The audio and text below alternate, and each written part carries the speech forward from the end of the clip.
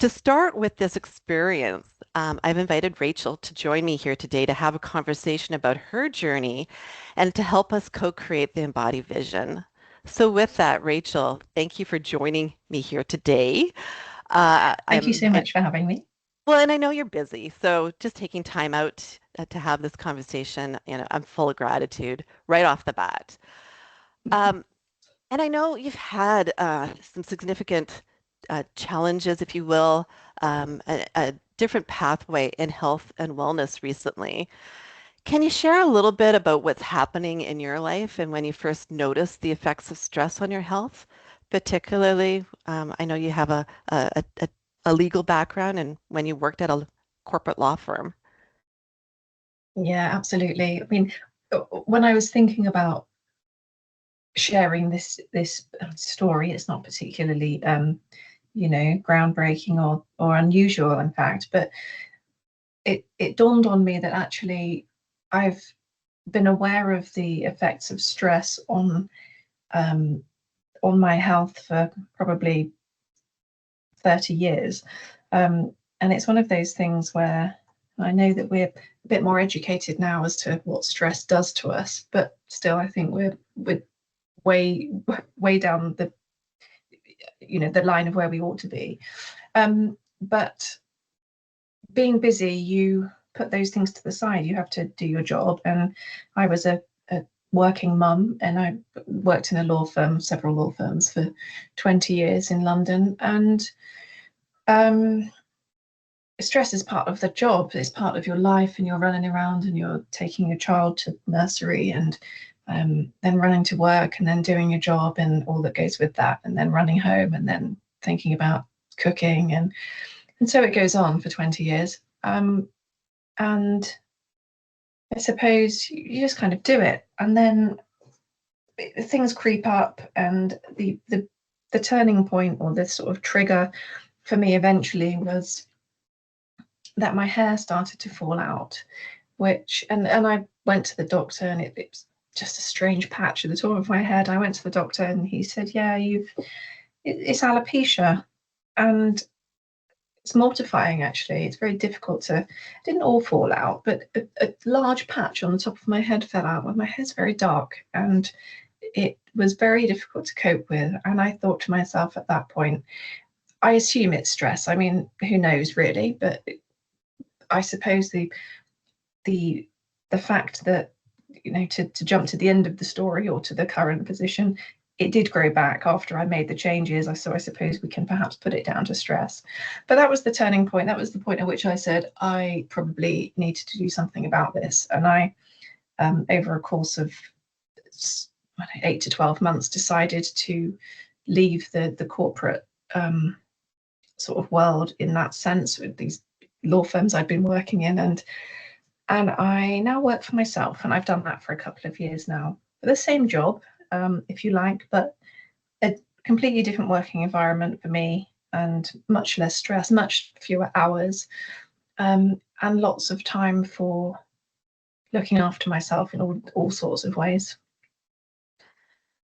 And I find it interesting, Rachel, that you intelligently did pause in kind of the faster pace of working at a law firm versus taking control and being your own boss, if you will, and Yeah. setting the hours that you want to work. And the underpinnings of that is, if I hear you correctly, is stress, like the pervasive stress that we all feel. And I don't feel in this world that you can get away from it realistically, but I think Yeah. it's food for thought, part of the expression that if you don't treat it like it is a threat to your body, it can just Mm. take over quickly and cause harm unexpectedly. Because, especially when you're younger, you think you're invisible, but as, years go by Yeah. and you're just always giving it 100% crazy hours, you can push yourself to limits where your body just says, no, that's enough. I'm Yeah, not and doing it perhaps that's anymore. part of it. I Yeah. know part of it is I don't know, living through it, but also kind of getting older and realizing different things are important at different times, I suppose. Um, it certainly wasn't sustainable for me. So I went through a process of deciding whether or not I was going to even carry on um, practicing law, or whether I needed to do something completely different. But I stuck with it because you know, having gone through the sort of process with a coach, it wasn't the job that I hated. It was or that was causing me the problems, I suppose. It was the environment and the stress that it put on me, Yeah. I guess. So I Yeah. changed the setup, and thankfully all has been good. Lovely. Um, would you would you say in this journey, that this led you to paying closer attention to, not only the lifestyle, but maybe how food and products affect your health?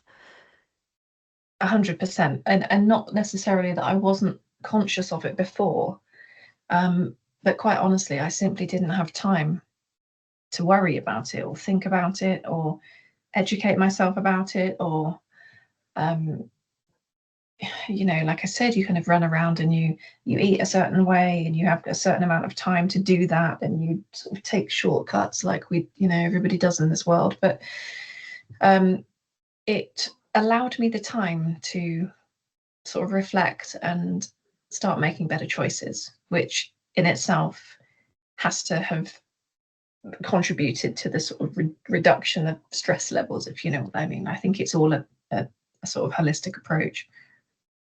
Maybe that's the tight correlation and the golden ticket of living better, Rachel.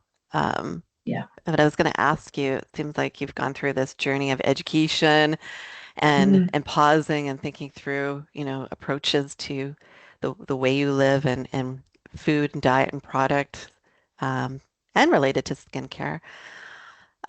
Beyond the stress trigger, um, was there other events or moments that really were aha for you, to change your approach to health and self-care? I think just the education, really, because once you start paying attention to what you're doing, I can't think of a specific moment, but I can sort of say that gradually over the last couple of years, as I've had more time to think and look and pay attention and focus on um, what I'm putting in my body and on my body and all of those things, it does. I think we as a world don't know the half of it. There are a few people that do, and the rest Yeah. of us are kind of just picking up bits of information. A lot of it is false. um, and I suppose I remember my doctor probably 20 years ago relaying a conversation to me when I was having a particularly stressful time at work, and I couldn't get rid of a um, an infection that I had. It just kept coming back, a throat infection, I think, or something like that. And it kept coming back, and I kept having to go back to him, and he said it's stress. And he was relaying a scenario with another of his patients where a lady had been looking after her husband who had cancer, and then she'd been caring for him for a long time and then developed it herself. And he said there's no doubt that stress affects your health in that it to that extent. And I've never forgotten that, but that was a lot of years ago. And yet, I suppose I carried on regardless, because you kind of have to, or you just do. But his words I have remembered ever since then. And Yeah. now I've read lots about inflammation and and sugar, and then it gets onto products that we use, and chemicals, and all these things that we're doing to ourselves. We don't really need to be doing to ourselves, at least if we try to make different choices. Um, And, and I, there are yeah. options, although they're difficult. Yeah, and I do like that thinking of, different choices. And I also believe, and this is something I've been trying to apply too, is just less is more. Like you just don't need a ton of stuff. Yes. And I think that's Yeah. interesting too. And not to dig too deep into your personal life, Rachel, but can you No. can you share with us just some highlights of your current daily or weekly routine for managing it all? It could be stress, your health, what steps have you taken as you've evolved your thinking and your approach to leading a better quality life? Yeah, I mean, the stress thing we've talked about, and that I think that's a massive one. Exercise is key. I've always walked a lot because I've always walked sort of in London, and I live in a place where I'm able to take public transport, so I walk around that, so that's good. Um, I've I've had a personal trainer for 5 years. I've just started yoga a couple of months ago. That's incredible. Um, I've completely changed the way I eat, with my diet being primarily now plant-based. Hmm. It's been a huge change for me and such a welcome one. I've adored that. And then that's led me to, by the same token, that's led me to think about my skin, um, and I'm trying to make really conscious decisions to seek out better products, skincare products, cleaning products, laundry products, the whole thing. And I think that's hugely important. And I think just finding the balance of what works for you, trying new things. You mentioned yoga. Mm, I've seen other folks that I've chatted with talking about just the meditative qualities of walking and just yeah. helping reset your rhythms, if you will, to bring down the stress and really reset you and give you more energy. So I think all of those things are hugely important. When you Yeah. come to thinking about, this journey, I'm sure there's been things that you've tried that have worked well and maybe some things that haven't.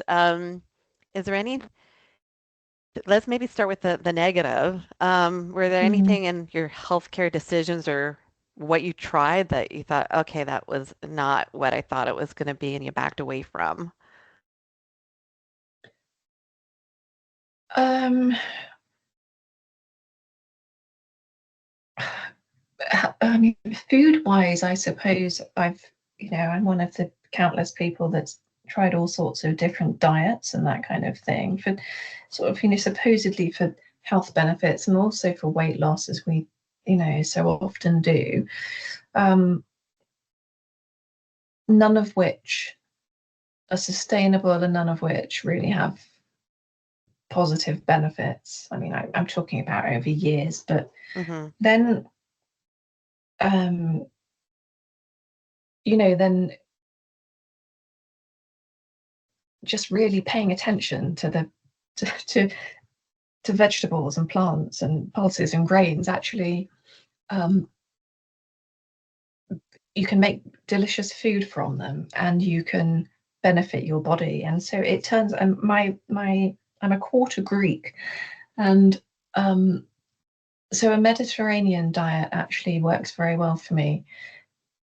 And I learned not long ago from my mum that my grandmother, who was Greek, always, I didn't know, but my mum was telling me that she always preferred lentils and pulses and grains and salads, and I didn't really know that. She lived with my granddad, who was from London, and he was very much a meat and potatoes eating Hmm. kind of a guy. And so and he was very much in charge.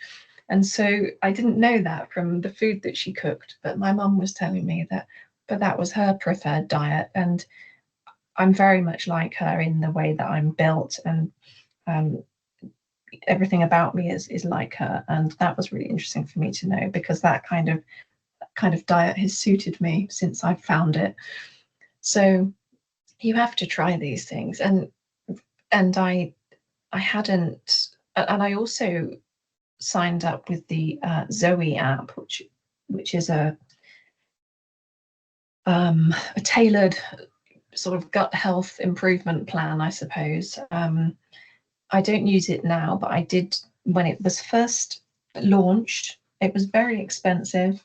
and it was right in the beginning stages, but it gives you a tailored, you take samples, you send them samples of all sorts of things from your body, and then they give you a tailored kind of healthcare gut health improvement plan, essentially. Okay. That's where I started on the plant journey. But what I did learn, that my gut health was incredibly bad. So that kind of set me on the path to improve, though I didn't improve it just at that time, and it took me some more research and investigation and trial and error to really start understanding what sort of works best for me. And I haven't tested again to find out if my gut health has improved, but I can only imagine that it's improved tenfold. I'd like to think so. That is fantastic to hear. And I love again, the intelligent pursuit to proactively get underneath, root cause of what the problem is. And tying it back to your historical roots, especially, talking about how your mom and grandmother are from Greece and, Mm. resorting back to some of those traditional diets that are not processed.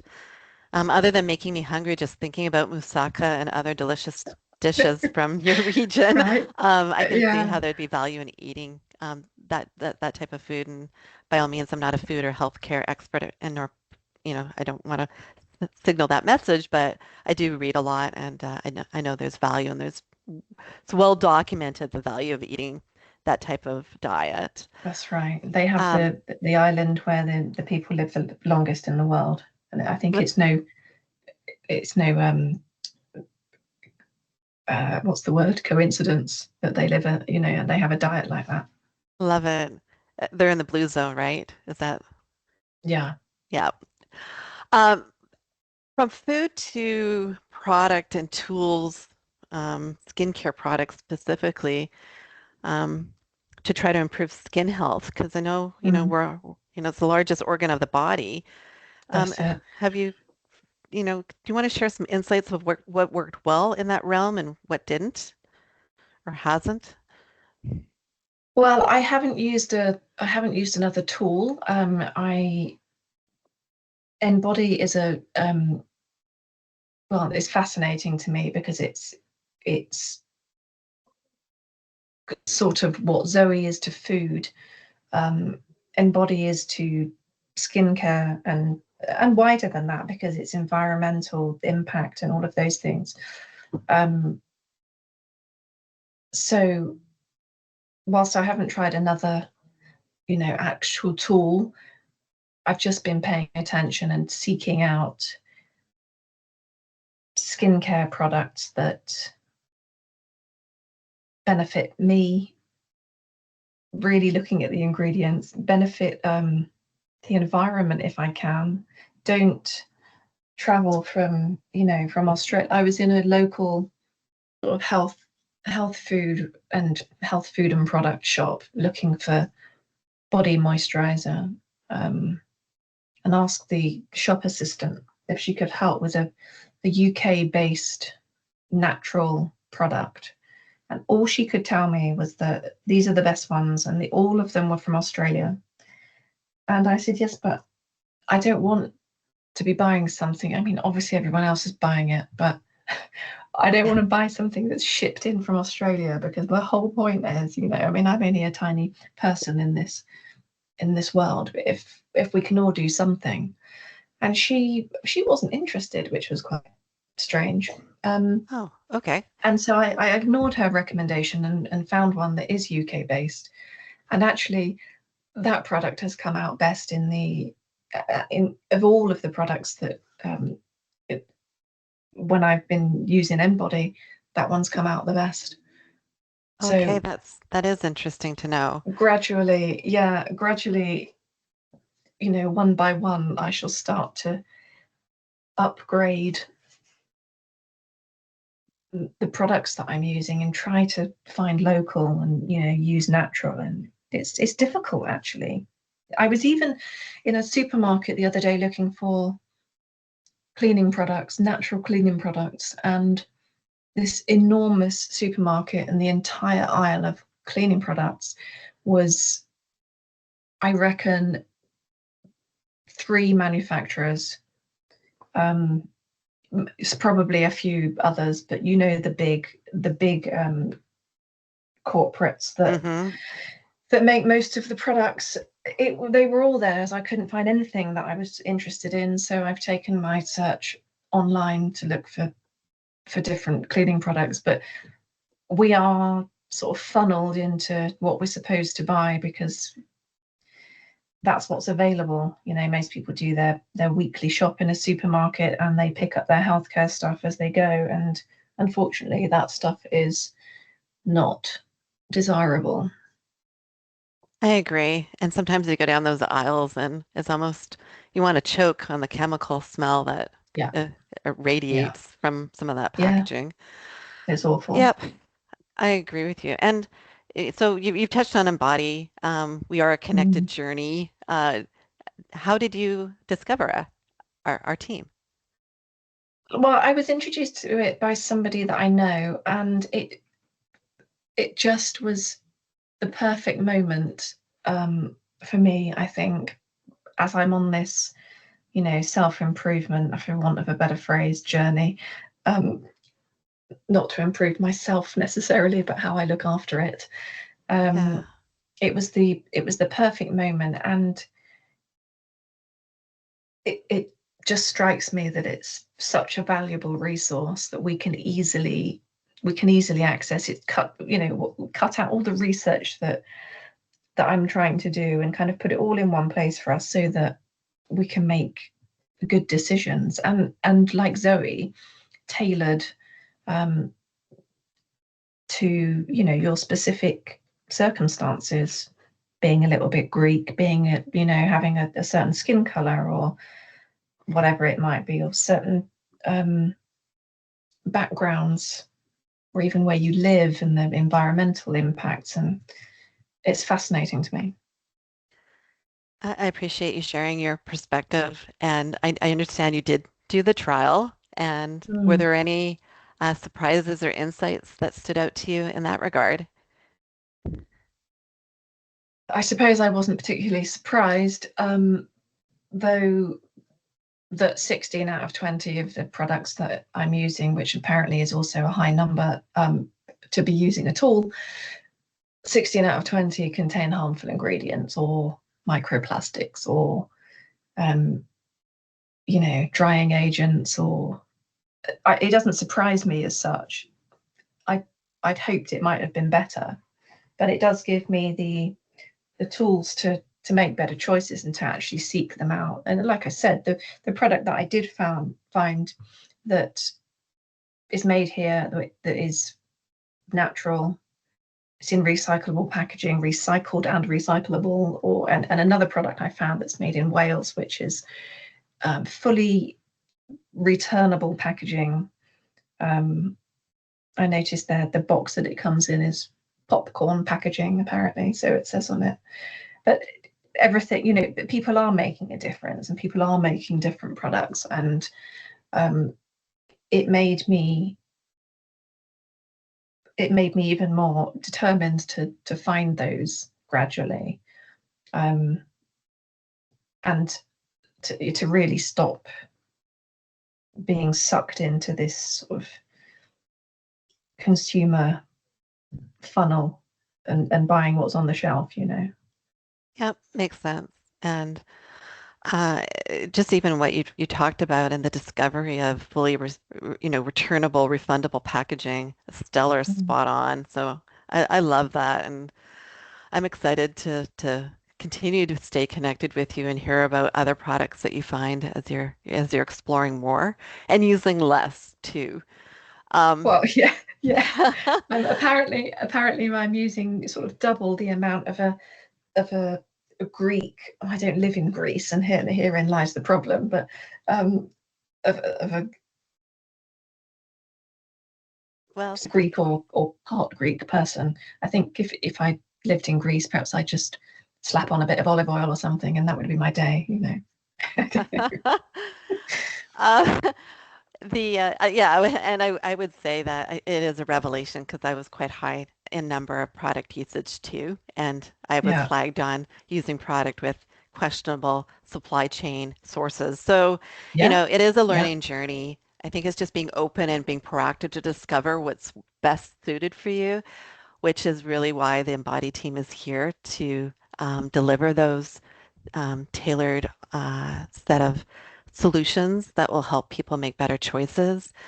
Yeah. Before we wrap up here today, Rachel, is there Mm. anything else that you'd like to share with those who might be listening now or in the future?